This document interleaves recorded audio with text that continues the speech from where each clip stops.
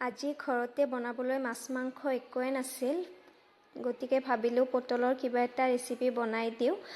তাৰ বাবে মই কেইটামান পটল লৈ লৈছোঁ আৰু এনেকৈ কাটি নিমখ সানি অকণমান টাইম থৈ দিম। এবাৰ লৈ লৈছোঁ মিক্সি বাতি এটাত কেইটামান কাজু, দৈ আৰু আদা দি এইখিনি অকণমান এটা পেষ্ট বনাই ল'ম। এবাৰ কেৰাহীত তেল গৰম কৰি পটলখিনি ল'লোঁ ভাজি।